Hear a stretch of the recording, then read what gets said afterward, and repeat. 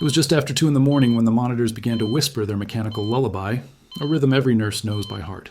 The hum of the ventilator, the soft pulse of fluorescent lights overhead, and the faint echo of footsteps down the Pediatric ICU corridor.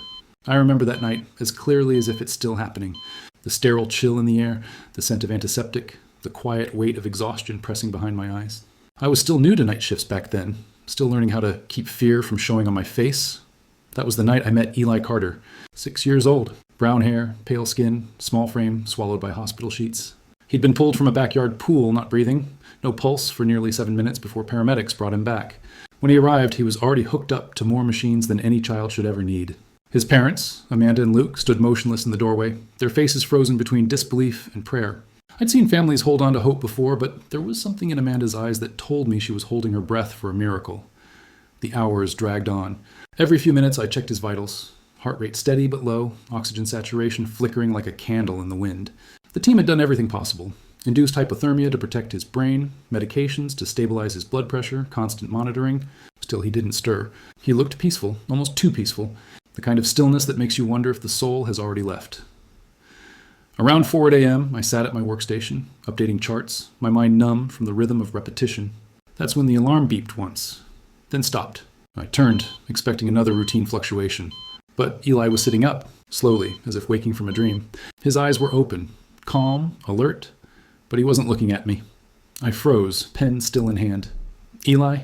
I whispered, unsure if I should call the code team or just wait. His gaze was fixed toward the foot of the bed, on something I couldn't see. And then, in a voice barely above a breath, he said, "She told me it wasn't my time yet." My heart stopped. "Who told you that, sweetheart?" I asked, stepping closer. He smiled faintly, not the kind of smile a frightened child gives, but one of absolute peace. He kept his eyes on that empty space, as if someone was standing there. Then, with that same calm, he said, "She said you'd come."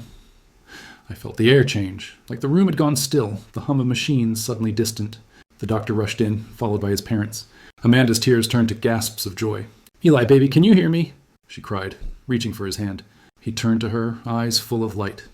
"She said you don't have to cry anymore," he whispered. The monitors fluttered, his vitals stable but strong. No seizure activity, no distress. It didn't make sense. The physicians exchanged glances, silently agreeing to attribute it to post-anoxic confusion, the brain's way of rebooting after trauma. But I couldn't shake what I felt in that moment. The calm wasn't confusion, it was knowing. Before the room filled with people, before explanations and scans and notes, there was just that moment, me and Eli, and the space between us that felt impossibly alive. I asked one last question before the chaos took over. "Eli," I said gently, "who was she?" He smiled again, tilting his head slightly as if listening to someone I couldn't hear. Then he looked at me and whispered, "You'll see her too someday." I still remember the way the light hit his face, that faint glow from the monitors framing him in blue. And in that instant, the boundary between life and something far beyond it felt paper-thin. That was the night I stopped believing that medicine had all the answers. When I first walked into the Pediatric ICU, I thought I understood what it meant to care for someone. I had studied the textbooks, memorized the dosages, rehearsed the protocols until they echoed in my sleep. But nothing prepares you for the weight of a parent's eyes when they silently ask you if their child is going to live. Nothing prepares you for the moments when medicine runs out of answers, and all you have left to offer is presence. That first year was a blur of long nights and longer days. The Pediatric ICU isn't a place you ever truly get used to. It's a symphony of machines. Monitors chirping, ventilators sighing, infusion pumps clicking in measured time. There's a rhythm to it, one that you learn to dance with, always listening, always watching. Each sound tells a story. A faster beat might mean a heart under stress. A flat line is silence you never want to hear. I remember the first time I lost a patient. A little girl named Ruby, only 4 years old. Complications from pneumonia. I remember standing at her bedside after the team called time of death, feeling the sterile quiet press in. It was the first time I truly realized how fragile the line between life and death could be, how one breath could mean the difference between holding on and letting go. That night I went home and cried in the shower until the water ran cold. And yet, the next evening, I put my scrubs back on and walked into the ICU again. Because that's what we do. We show up even when our hearts are still breaking. I learned how to balance compassion with composure, how to steady my hands when parents were watching. Sometimes the most important thing wasn't what we did medically, but how we stood beside families in their darkest hours. I began keeping little notes, reminders to smile, to speak softly, to never forget the humanity inside the science. For viewers who have never seen a pediatric ICU, imagine a place where hope and heartbreak coexist in the same breath. Rows of tiny beds, each one surrounded by monitors and tubes, but also by stuffed animals, cards, and family photos taped to the walls. The contrast always struck me. Machines keeping bodies alive, while love kept souls tethered. I was still so new when Eli's case arrived. Fresh out of orientation, still nervous every time a senior doctor asked a question. I believed that if I followed every step, every protocol, the outcome would always make sense. That every illness had a cause and every cause had a cure, but medicine isn't like that. It's not neat. It's not predictable. It's not always fair. When I first saw Eli's name on the admission board that night, I didn't know he would change the way I saw the world. I didn't know he'd be the one to make me question whether the body and the spirit are really separate at all. Back then, I still thought I understood how life worked. That was before Eli looked past me and spoke to someone I couldn't see. It was a Sunday afternoon when the trauma call came through. 6-year-old male, near drowning en route. The voice over the intercom was calm, clinical, detached, but behind those words was a story about to unfold, one that none of us would ever forget. By the time the paramedics rolled Eli Carter through the ICU doors, his small body was motionless. His skin had that pale, waxy tone you never want to see, and a breathing tube was already in place. I remember the sound of the gurney wheels squeaking against the linoleum, the way the air changed when his parents followed behind, their faces ghost white and hollow. Amanda clutched a soaked towel in her hands. She wouldn't let it go. Luke kept repeating, "He was just playing. He was just playing." Those words hung in the air like a prayer and an apology all at once. The team moved fast. When a child's been underwater, every second counts. The charge nurse called for epinephrine. The respiratory therapist adjusted the ventilator settings. I prepped IV lines and started fluids. The doctors issued commands in quick, even tones, controlled chaos, the kind that feels both frantic and rehearsed. We began therapeutic hypothermia, a technique used to lower body temperature to prevent further brain injury. I remember explaining it to Amanda while we worked. "It helps protect the brain," I said softly. "It gives him a better chance." She nodded, not really hearing me, eyes locked on her son. For the audience watching, it's important to understand what happens to the body during a drowning. When a child's brain is deprived of oxygen, even for a few minutes, the damage can be catastrophic. Brain cells begin to die. The heart struggles to restart. Even if revival is successful, the road ahead is uncertain. Memory loss, cognitive deficits, sometimes no recovery at all. Eli had been without a pulse for almost 7 minutes before the paramedics brought him back. Statistically, children like him rarely make a full recovery. But numbers don't mean much when you're staring at a mother gripping her son's tiny hand, whispering promises through tears. For 3 days, we watched over Eli. Machines breathed for him, medicines kept his blood pressure stable. We charted every flicker, every change in his vitals, hoping for movement that never came. His brain scans were inconclusive. Not good, not hopeless, just uncertain. The neurologist used the phrase, guarded prognosis. In the ICU, that means we wait and see. Amanda and Luke stayed at his bedside the entire time. They took turns talking to him, telling stories about his favorite superhero, Spider-Man, and how they'd take him to the park again once he woke up. But each morning his eyes stayed closed, his small body unmoving except for the rhythmic rise and fall of the ventilator. I remember one night, vividly. I was checking his vitals around midnight when Amanda asked me quietly, "Do you think he can hear us?" Her voice was trembling, fragile. I wanted to give her certainty, but all I could offer was honesty. "I hope so," I said. "Sometimes they can." She nodded, brushing Eli's hair off his forehead, whispering, "Then I'll keep talking." By the end of that week, the doctors warned them to prepare for the worst. His EEG showed minimal activity, his brain barely responding. They explained that even if he woke up, he might never be the same. Amanda broke down in Luke's arms, her sobs echoing through the hallway. For us, it was just another case on the board. But for them, it was their entire world unraveling. As nurses, we're trained to stay composed, but I remember walking to the break room, sitting down, and staring at the wall for what felt like an hour. I couldn't shake the feeling that we were waiting for something more than a medical response, like the air itself was holding its breath. We did everything by the book, every medication, every protocol, every prayer whispered under sterile lights. And yet, something in me knew that the answer wasn't in the machines, because sometimes medicine saves the body, but something else decides when the soul returns. It was the 5th morning of Eli's coma when everything changed. The ICU was unusually quiet, that fragile stillness that settles in just before sunrise. The kind of quiet where even the machines seemed to breathe softer. I was on the night shift again, sitting by Eli's bedside with my clipboard balanced on my knees, the pale blue light of the monitors reflecting off his face. His numbers had been steady all night, stable but unresponsive. We were supposed to transfer him for a repeat scan later that day. I was updating his chart when his oxygen monitor gave a single, sharp beep. Then silence. I looked up, expecting a lead to have slipped loose. But his eyes were open, not groggy, not confused, open, alert. He was staring straight ahead at the empty space near the foot of his bed. For a moment, I froze. I'd seen patients come out of sedation before, but never like this. So sudden, so calm. His pupils reacted to the light, his breathing even. I leaned forward, unsure whether to call for help or to simply listen. "Eli," I said softly, "can you hear me?" He didn't turn his head. His lips moved slightly. I thought at first he was murmuring nonsense, a half-dreamed whisper. But then I caught the words, "She told me you were coming."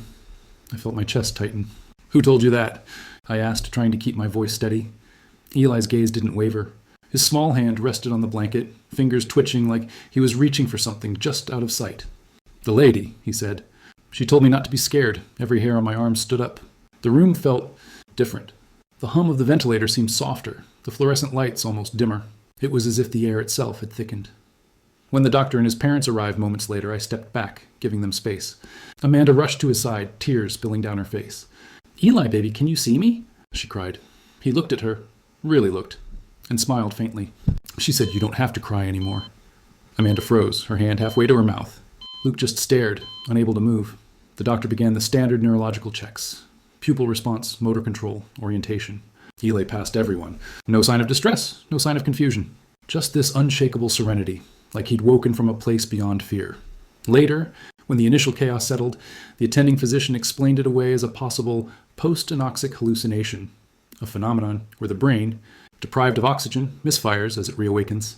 It sounded clinical, logical, tidy, but standing there, I couldn't make myself believe that's what I'd witnessed. Because Eli wasn't delirious. He wasn't scared or disoriented. He was peaceful, purposeful, like a child who had seen something so pure that no explanation could undo it. He turned back to me once, just before they wheeled him for tests. "She said you're kind," he told me simply. "She said you help people find their way back." I didn't know what to say. All I could do was nod and whisper, "Rest now, okay?" He smiled again, that same soft, knowing smile. Every instinct I had as a nurse told me there was something in that room with us, something unseen, but undeniably there. And that was the first time I truly understood that healing isn't always just physical. Sometimes it's something far beyond what we can measure.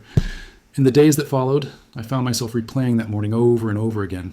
Every detail, every sound, every word Eli had spoken. I needed to understand what had happened. As a nurse, you're taught that everything has a reason, a biological cause, a measurable pattern. But what I'd seen defied all of it.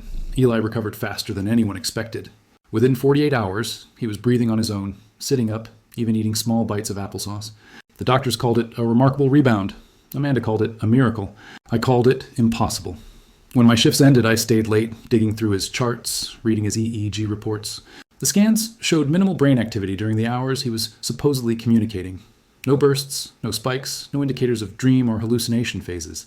Just silence. I asked the neurologist how a child could describe detailed interactions while his brain appeared almost flat. He shrugged gently. "Sometimes the brain surprises us," he said. But even he didn't sound convinced, so I started searching. Articles, case studies, even forums where other medical professionals discussed near-death experiences. I learned about temporal lobe activity, how reduced oxygen can trigger vivid imagery. I read about end-of-life hallucinations, the brain's way of comforting itself as it shuts down. Those explanations made sense on paper, yet none of them fit what I'd seen in Eli. He wasn't hallucinating. He was recalling.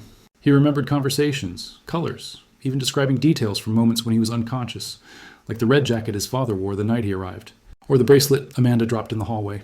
When I asked him about it, he simply said, "I saw it all from up there," pointing toward the ceiling. That's when I started to wonder if maybe consciousness isn't confined to the brain at all. Maybe it lingers, connected, observing, even when the body can't. But part of me resisted that idea. Nurses are trained to stay anchored in facts. I told myself that maybe I'd missed something, a misreading on the monitor, a momentary spike that didn't get logged. I wanted a logical answer, because if it wasn't medical, then what was it? One evening, a fellow nurse, Kelly, found me sitting in the break room staring at Eli's chart again. She laughed softly. "You're still thinking about that kid, huh?" I nodded. "It just doesn't add up," I said. She leaned back in her chair. "Maybe it's not supposed to." Her words unsettled me more than she realized. Because what if she was right? I began asking around discreetly. Other nurses, respiratory therapists, even one of the chaplains. To my surprise, several shared stories that sounded eerily familiar. Patients who saw loved ones moments before dying, children who spoke of light or music while in comas. We all brushed them off publicly, Professionalism demanded that, but in quiet corners, we admitted we didn't have explanations. I remember standing in the supply room one night, surrounded by shelves of syringes and IV bags, thinking how everything in medicine is meant to control, to predict, to prevent. Yet Eli's case reminded me how fragile that control truly is. Part of me wanted to let it go, to file it away as an anomaly and move on. But another part, the part that still saw his calm, unblinking eyes staring at something unseen, wouldn't let me, because deep down, I knew I'd witnessed something I wasn't meant to understand. A few weeks passed before I saw Eli again. By then, he had been discharged from the ICU and moved to a step-down unit. He was walking, laughing, and charming the entire staff with the same quiet sweetness that had once felt otherworldly. His recovery was nothing short of astonishing. No neurological deficits, no lingering weakness. The doctors called it a full recovery, the kind they rarely see after near drowning. One afternoon, as I was finishing my shift, I saw Amanda and Eli in the hallway. He was holding a small stuffed bear, the same one he'd had in his bed that first night. When he noticed me, his face lit up. "That's her!" he shouted, tugging on his mom's sleeve. Amanda smiled, a little embarrassed. "He's been asking about you," she said. "Would you mind coming by?" Of course I said yes. When I walked into his room, Eli was sitting cross-legged on the bed, drawing with a blue crayon. He looked up at me and said in that same calm voice I remembered, "She said to thank you for staying with me when it was dark." I froze. The air left my lungs, because he couldn't have known that. He couldn't have known that. The night before he woke up, I'd sat by his bedside for hours, whispering, "You're not alone, buddy. I'm right here." I hadn't told anyone, not even my colleagues, but somehow he knew. "Eli," I said carefully, "who told you that?" He smiled like it was the easiest answer in the world. "The lady, the one made of light. Her name's Grace." "Grace?" The word hung between us, heavy and luminous at the same time. He went back to coloring, his voice soft. "She said she helps the scared ones find their way back. She helps them not get lost." Amanda's eyes filled with tears. "He's been talking about her nonstop," she whispered. "He says she was with him the whole time." I didn't know what to say. I wanted to comfort them, to keep things grounded in reality, but every part of me remembered the stillness in that room, that electric, sacred quiet that science couldn't explain. Later that evening, I sat alone in the staff lounge, staring out at the parking lot, lights flickering in the rain. I thought about all the children who never made it back, the families who left empty-handed, the ones who never got a grace. And then I thought about Eli, about how something beyond us had touched him and somehow touched me too. That moment changed me. Not my professionalism, not my commitment to medicine, but something deeper. The understanding that healing isn't just about blood pressure and oxygen saturation. It's about connection, presence, love. Since then, I've heard stories from other nurses and doctors. Kids who describe holding hands with someone glowing, patients who wake up knowing details they shouldn't. Each story different, yet all carrying the same whisper, that maybe we're never really alone, even in the spaces between life and death. And maybe grace is just a name for what we can't explain. The morning I said goodbye to Eli, the sun was just beginning to rise over the hospital courtyard. Pale light filtered through the glass, washing the sterile corridors in soft gold.